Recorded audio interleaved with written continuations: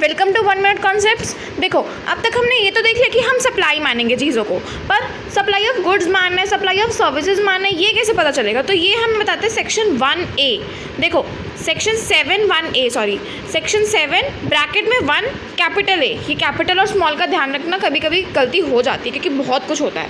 तो देखो, इन्होंने हमें कुछ लिस्ट प्रोवाइड की हुई है कि हमें कौन सी चीज़ों का सप्लाई ऑफ गुड्स मानना है और कौन सी चीज़ों का सप्लाई ऑफ सर्विसेज मानना है। तो सबसे पहले तो ट्रांसफ़र। अगर आप transfer of title in goods कर रहे हो, मतलब टाइटल इन गुड्स मतलब वो चीज़ें उसकी है, वो चीज़ उसी के नाम पे है, तो फिर ये क्या है? सप्लाई ऑफ गुड्स है। जैसे कि एग्जांपल में क्या दिया हुआ है, Shivaji sells readymade garments to its customers, तो ये क्या सप्लाई ऑफ गुड्स है।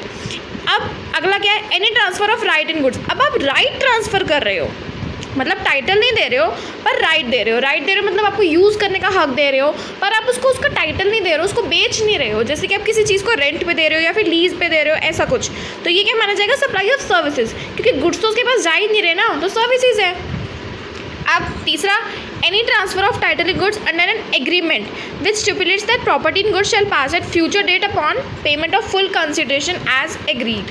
अब मान लो आप फाइनेंशियल लीज वगैरह देखते हो, उसमें क्या होता है, कभी कभार क्या होता है कि आपने अगर अकाउंट्स में पढ़ा हो, फाइनेंशियल लीज में ये होता है कि मोस्ट ऑफ द टाइम के लिए आपको गुड्स दी जाती हैं और फिर उसके बाद जो आप लीज पे गुड्स मिलती हैं वो बाद में उसे खरीद भी लेता है। तो ये क्या है? कभी कभार हायर एग्रीमेंट भी ऐसा होता है, अगर आपने ये भी अकाउंट्स में पढ़ा हो तो। हायर परचेज एग्रीमेंट में क्या होता है, आप चीज़ को लेते हो और इंस्टॉलमेंट्स में पैसे पे करते हो। तो ये क्या है? एक एग्रीमेंट पे आपका जो प्रॉपर्टी है टाइटल इन गुड्स वो ट्रांसफ़र हो रहा है। बट हाँ, आपको राइट तो मिल रहा है ना उसको यूज़ करने का फुल कंसिडरेशन पे। आप फ्यूचर में उसकी पूरी पैसे दे दोगे, फिर आपकी वो चीज़ हो जाएगी, लेकिन अभी आपको वो टाइटल तो मिल रहा है। तो ये क्या है? गुड्स तो आपके पास हैं और आपको पैसे भी, आप पैसे दोगे तो आपके पास हाई जाएंगे, तो वो क्या है? सप्लाई ऑफ गुड्स माना जाएगा। तो ट्रांसफ़र में 3 चीज़ें हैं, जिसमें से अगर आप सिर्फ राइट ट्रांसफ़र कर रहे हो तो वो सप्लाई ऑफ सर्विसेज है, लेकिन अगर आप टाइटल ट्रांसफ़र कर रहे हो तो वो सप्लाई ऑफ गुड्स है। अब सेकेंड, लैंड एंड बिल्डिंग। अब देखो, यहाँ पे भी वही चीज़ है, लीज, टेनेंसी, ईजमेंट, लाइसेंस। अगर हम इसको ट्रांसफ़र से लिंक करें तो ये सिर्फ हम राइट दे रहे हैं, टाइटल नहीं दे रहे, तो ये सप्लाई ऑफ सर्विसेज है। अगला क्या है? एनी लीज और लेटिंग out of building including a commercial, industrial, residential complex. अब ऊपर वाले में और नीचे वाले में क्या फ़र्क है? देखो, ऊपर वाला सिर्फ लैंड के लिए और नीचे वाला बिल्डिंग के लिए भी है। लैंड एंड बिल्डिंग है ना, पर देखा जाए तो अब बात तो वही है ना, राइट दे रहे हो तो आपकी अगर लीज है, लेटिंग कुछ भी है, लेकिन आप राइट ही तो दे रहे हो ना, गुड्स तो नहीं दे रहे हो, supply of services. Third, treatment of process. अगर आप किसी भी दूसरे पर्सन की किसी भी चीज़ पे कोई ट्रीटमेंट या प्रोसेस अप्लाई करके दे रहे हो तो फिर वो क्या है? सप्लाई ऑफ सर्विसेज है। जैसे किसने एग्जांपल दिया हुआ है, the man in dyeing house dyes the clothes. आपने किसी डाइंग हाउस को अपने कपड़े दिए, उसने आपको डाई करके दे दिए, तो ये क्या? सप्लाई ऑफ सर्विसेज है। या फिर आप स्टिचिंग वगैरह के लिए देते हो कि वो आपकी क्या करता है? प्रोसेस करके देता है ना, ट्रीटमेंट करके देता है कोई आपकी गुड्स पे, आप उसको कपड़ा देते हो, वो आपको स्टिच करके शर्ट बना के दे देता है, तो ये क्या है? सप्लाई ऑफ सर्विसेज है, गुड्स नहीं है। Transfer of business assets. देखो, बिजनेस एसेट्स से ध्यान रखना प्लीज़, बिजनेस एसेट्स और पर्सनल एसेट्स में डिफरेंस होता है। यहाँ पे बिजनेस एसेट्स है। देखो, goods forming part of business assets are transferred और dispose of by under direction of person carrying on the business as no longer to form part of those assets. ये क्या है कि कोई गुड्स आपके business में थे, फिर आपने वो या तो ट्रांसफ़र कर दिए या फिर डिस्पोज ऑफ कर दिए। किसके कहने पर? उस पर्सन के कहने पर जिसके बिजनेस में वो यूज़ होता है, क्योंकि वो उसके कुछ काम की नहीं है। तो ये क्या है? जब वो गुड्स ही डिस्पोज ऑफ कर रहा है तो ये सप्लाई ऑफ सर्विसेज तो है नहीं, ये सप्लाई ऑफ गुड्स ही है। सेकेंड क्या है? Goods held used for business are put to private use और are made available to any person for use for any purpose other than business.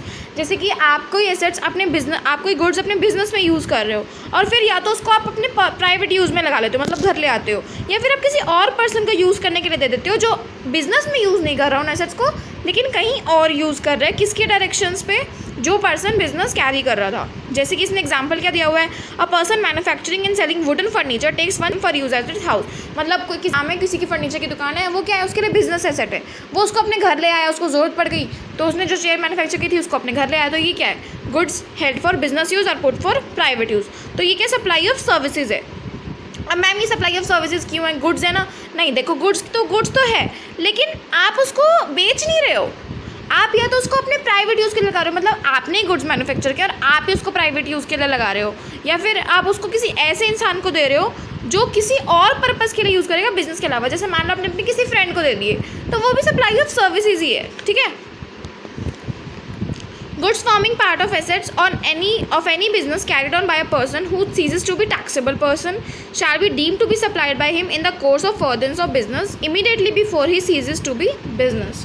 देखो इसमें क्या है, जो आपके बिजनेस के पार्ट, जो आपका बिजनेस एसेट है वो आप पहले टैक्सेबल पर्सन थे, ceases to be taxable person मतलब पहले आप टैक्सेबल पर्सन थे, अब आप टैक्सेबल पर्सन नहीं हो, तो वो क्या करोगे आप, अगर जब आप टैक्सेबल पर्सन नहीं रहने वाले थे, इसको एक छोटे से एग्जांपल से समझते हैं। देखो मान लो एक इंसान है, वो अच्छा खासा अपना बिजनेस चला रहा है, लेकिन एक दिन क्या होता है, उसका बिजनेस ऐसी कगार पे आ जाता है कि उसको बिजनेस बंद करना पड़ता है, मतलब उसको ही ठप हो जाता धंधा। तो जो भी उसके पास स्टॉक पड़ा होगा वो जो भी जब भी बेचेगा, बिजनेस बंद करने से पहले जब भी बेचेगा तो वो सप्लाई ही माना जाएगा। तो ये क्या सप्लाई ऑफ गुड्स है। लेकिन इसके एक्सेप्शंस क्या है, business is transferred as going concern to another person, मतलब आपने चलता हुआ बिजनेस बेच दिया, बिजनेस बंद नहीं होने वाला है, चलता हुआ बिजनेस बेच दिया, तो फिर ये सप्लाई नहीं माना जाएगा। या फिर business is carried on by personal representative who is deemed to be a taxable person, तो इसमें भी आप नहीं मान सकते कि वो सप्लाई ऑफ गुड्स या सर्विसेज कुछ है।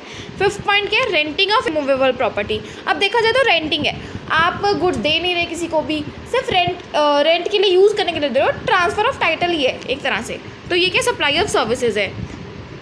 उसके बाद क्या है, construction of complex building civil structure, आप किसी को कंस्ट्रक्शन की सर्विसेज दे रहे हो तो ये सर्विसेज ही है ना। अब क्या है, टेम्परेरी ट्रांसफ़र और परमिटिंग यूज़ फॉर एन्जॉयमेंट और इंटेलेक्चुअल प्रॉपर्टी राइट, आप वही टेम्परेरी ट्रांसफ़र कर रहे हो, यूज़ करने के लिए दे रहे हो, तो ये सप्लाई ऑफ सर्विसेज है।